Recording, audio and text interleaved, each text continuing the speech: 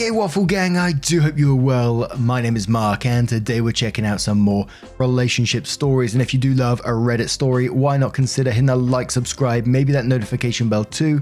Let's crack on with today's first story. Much love guys. Now, today's first story comes from the entitled People subreddit from Totally to Less 242 who says sister-in-law goes no contact over $10.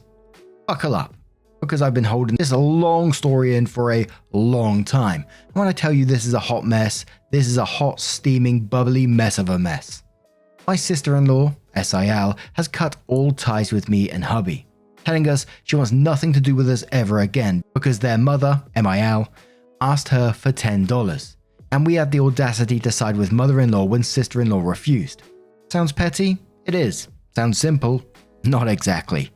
Edit for context, this story doesn't occur in the US. This is all happening in the Caribbean, or Caribbean for the US folks out there, cheeky. So for those confused by the use of the term mummy, which I think is such a cute cultural debate so far here, it's totally normal for grown adults to call their parents mummy and daddy out of respect. It's also the reason for certain healthcare, car, and labor oddities. A lot of us in my country still haven't not recovered from the pandemic because the tourism industry is only just reopening in full force. And that's the industry 70% of the working population relied on. Hubby has 3 siblings. Brother 1, BIL1, will watch you drown to save some rope. Brother 2, BIL2, is the sweetest but a bit naive. And sister-in-law? Oh boy, I don't have anything to compare her to. But I think the title should hint at how bad she is. For your information, sister-in-law is the baby of the family, and the only girl. She was spoiled rotten before their parents split up, and things only got worse once the separation became permanent. Sister-in-law would play parent against parent and throw her brothers under the bus regularly. Hubby and I watched sister-in-law's behavior get more and more toxic as she grew into an adult. But there was no talking to mother-in-law or father-in-law. Both parents felt guilty about the fact that, of the siblings, sister-in-law was the one to grow up into the broken home. So they excused every tantrum, every snarky remark, and every selfish act. Once when she was 12, sister-in-law stole a pair of my sexy panties from the dryer. Hubby and I lived in the same duplex as mother-in-law for a while. I actually thought the panties had been sacrificed to the dryer instead of a sock that cycle. That was until a month later. I saw sister-in-law throw the panties into our kitchen through the open back door. When I went over to their apartment to ask sister-in-law why she stole the panties, mother-in-law got upset at me and told hubby to make me apologize to sister-in-law for accusing her of something I saw her do with my own eyes. Sister-in-law had the family wrapped around her little finger. Fast forward to 2020. All the siblings were in their early to late 20s. Brother-in-law 1, 2, and sister-in-law decided to remain living with mother-in-law because she only had to pay them $200 each a month for rent, utilities, and groceries. Mother-in-law still felt guilty about breaking up the family, so she sacrificed her freedom and needs to take responsibility for more than half the monthly expenses, while her kids partied the land down. I mean, they literally partied the land down. One summer, mother-in-law couldn't even afford shoes for work, but sister-in-law went on a week's vacation abroad. But something else happened in 2020, right? Enter the pandemic. Mother-in-law was laid off permanently from her job, so she looked to her adult children for financial support until she could find a new job. I emphasize adult because at some point in our lives, children will have to help their parents. We just had to start a bit earlier.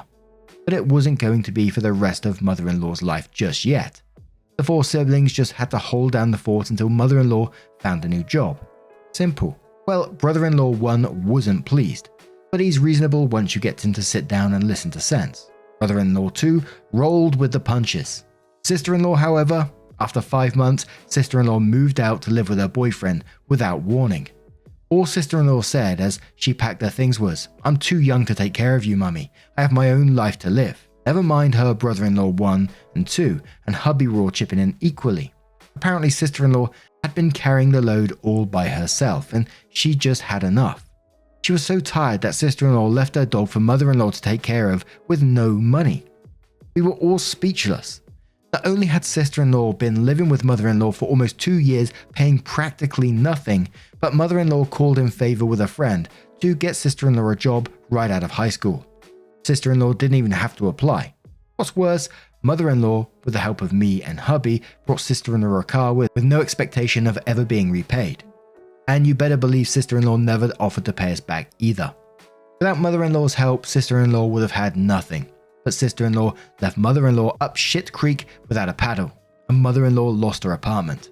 While hubby and his family have learned to take sister-in-law's abuse with a stoops and an eye roll, her boyfriend was no such sucker. Sister-in-law's boyfriend dumped her after a year. The saint. I'm surprised he held on that long, and told sister-in-law to scram. And guess who she came bawling back to? Mother-in-law.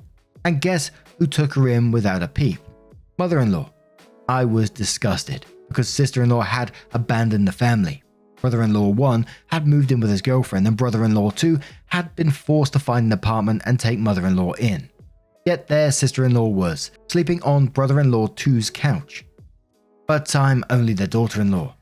I can't tell mother how to handle her child. I tell hubby my thoughts, of course, and he's such a softie. He and mother-in-law helped sister-in-law find their own apartment, since brother-in-law 2 couldn't accommodate sister-in-law long-term. And when she gets evicted after a year for being a brat to her landlord all the time, mother-in-law and hubby helped sister-in-law find another apartment. I even gave sister-in-law $700 from my personal savings so that she could pay the deposit on the place. Now we're finally getting to the real story. We loaned sister-in-law the $700 in the summer of 2022 with the expectation that she pay me back at least $100 a month. The operative word is expectation, but the reality was that sister-in-law didn't pay us back at all. Every month she had an excuse for hubby as to why she couldn't pay us back the increments. Oh, I had to buy a new battery for my car. Oh, I had to go to the doctor and it was so expensive. Oh, I had to buy a new battery for my car. Wait, didn't I say that one about the battery already? Yep. Sister-in-law actually used that excuse twice. I had already resigned myself to the cold reality that I'd never get the $700 back. We're not well off by any means, hubby and I, but we're not stingy. If the family needs help, we help, but rarely do we receive any thanks or compensation. I've grown used to it, and so when sister-in-law slunked on paying us back, I didn't make a fuss. Yes, I knew she was splurging money on, I think it's pronounced Shein, that clothing website, every week and $20 lunches every day, that she would flaunt in front of mother-in-law, who was still without a job 2 years later because the economy got so bad. But what could I do? I was more upset that sister-in-law would actually leave work every day to eat her $20 sushi bento box at mother-in-law's place without ever offering mother-in-law a bite, let alone a plate. But this is how the $10 debacle started. Mother-in-law was living with brother-in-law 2, and brother-in-law 2 was getting tired. See, even though the three brothers were equally supporting mother-in-law until she got her life together again, brother-in-law 2 had to live with her. That meant his social and romantic life had come to a halt. Not to mention, he was responsible for mother-in-law's pets and sister-in-law's dog. Brother-in-law 2 had the pleasure of paying for extra utility use and responsibility of transporting mother-in-law and the pets around. Notice I never said anything about sister-in-law helping out. Wow, that's because in sister-in-law's mind, she provided a different kind of support. Every purple moon, sister-in-law would let mother-in-law crash on her couch. No, she didn't let mother-in-law live with her. She'd essentially invite mother-in-law over for a sleepover every once in a while. Then the next day, sister-in-law would ship mother-in-law back to brother-in-law 2's place. Never mind brother-in-law 2 was already taking care of sister-in-law's dog. Never mind brother-in-law 2 already supported mother-in-law financially and kept a roof over mother-in-law's head. But the sad thing is that mother-in-law adored her sleepovers with sister-in-law. She looked forward to the mother-daughter time, and even though we all knew that time was spent at home on the couch watching Netflix, brother-in-law 2 wasn't pleased with the favoritism. Anyway, mother-in-law 2 was at sister-in-law's apartment for one of the rare sleepovers, and she was strapped for cash. She needed toothpaste and dog food for the critters, so mother-in-law asked sister-in-law for $10. Hubby and I found out because half an hour later, hubby got this phone call. Sister-in-law says, "Hubby, something's gotta give with mummy." Hubby says, "What? Is mummy being stubborn about something?" She says, "No, I just can't deal with her asking for more money." Hubby says, "Okay, first of all, that's not what that expression means. Secondly, what do you mean? You don't support mummy financially. We boys do." Sister-in-law says, "Excuse me? I do a lot for mummy, okay?" To which hubby replies, Okay, whatever you say. What happened?" Sister-in-law proceeds to tell hubby about the $10 request. He puts his phone on speaker so that I can hear this utter rubbish. She says, honestly, hubby, I'm done. I can't deal with this anymore. Mummy's gonna break me. He replies, really, sister-in-law? $10 is gonna break you. Sister-in-law doesn't take too kindly to this retort, so she proceeds to list the following excuses as to why she doesn't have $10 to give mother-in-law, followed by hubby's rejoinders. Sister-in-law continues, I have a car loan to pay. To which hubby replies, no you don't, we help mummy buy the car for you in full. I have insurance to pay each month. Since when does anyone pay for car insurance monthly? That's an annual fee. Sister-in-law says, well, I have utilities to pay. He replies, no you don't, your rent is all inclusive. Sister-in-law says, not Netflix, I have to pay my Netflix bill, you know. You had to pay for Netflix. Are you fucking serious? That's your excuse. At this point, hubby had heard enough, but he knows sister-in-law by now. If he rails on her like he wants to, she'll shut down. So being a good big brother, he offers advice instead. He says, okay, sister-in-law, it seems like you're having trouble budgeting your money. Mother-in-law isn't wrong for asking for $10.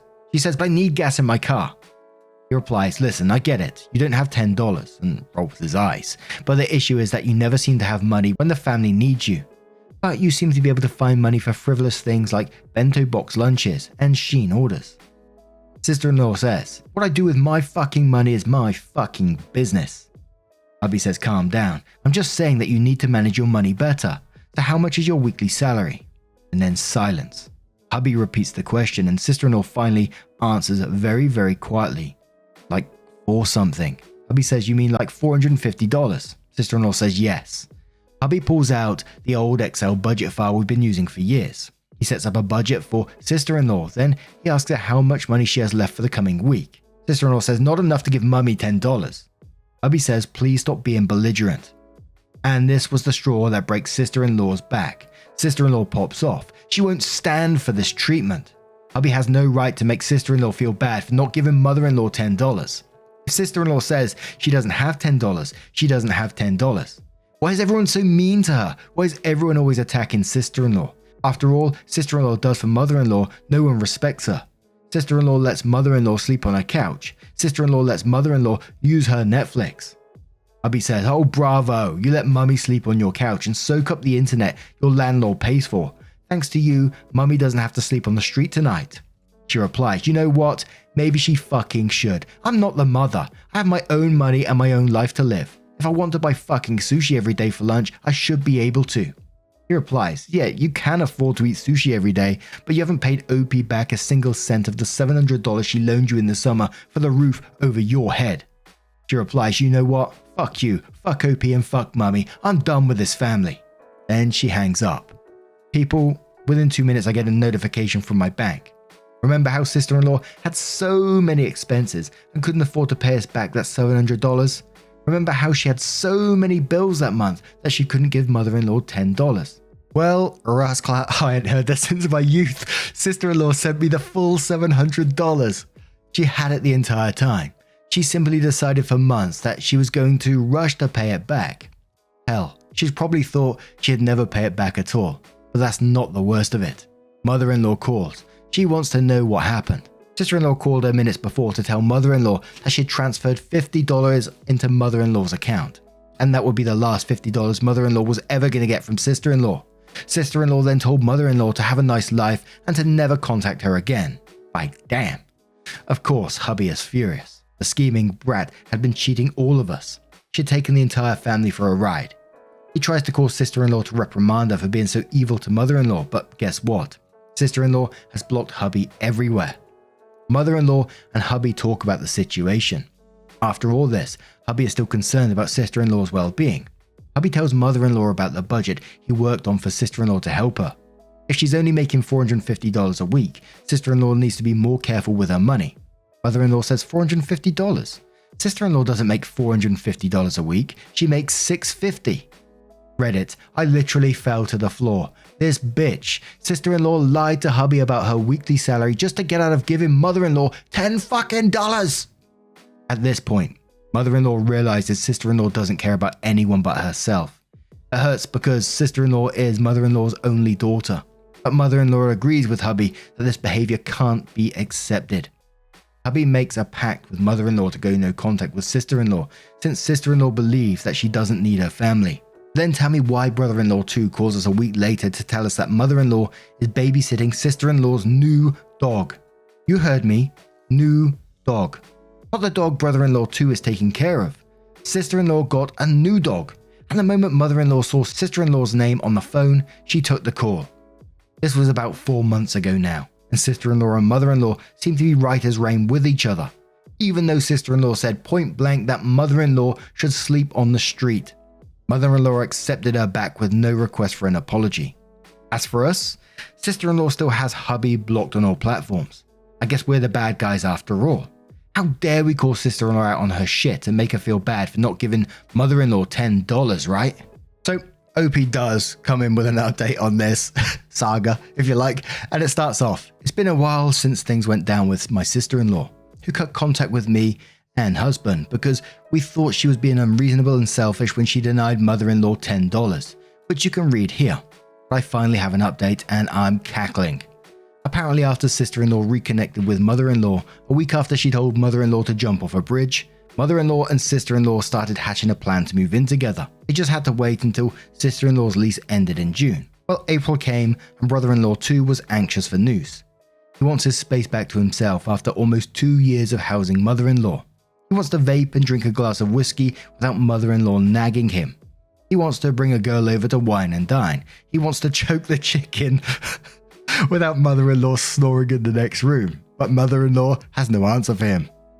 Well, I guess mother-in-law asked sister-in-law for that answer because sister-in-law blew up.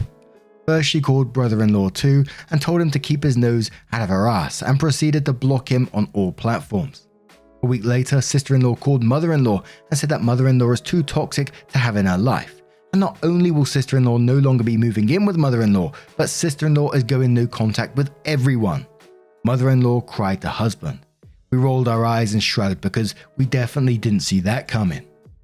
Then, just this Saturday, brother-in-law too got a notification from his bank. Someone had transferred $50 to his account. He was confused and decided to wait to see who sent it. Not an hour later, he got a call from an unknown number. It was sister-in-law. Apparently, sister-in-law bummed father-in-law for $50, but the easiest and quickest way to get her money was to send it to brother-in-law too. So because every person in the world is a side character in sister-in-law's personal soap opera, only present to push her own narrative forward, sister-in-law told father-in-law to transfer the money to brother-in-law too without asking brother-in-law too for permission.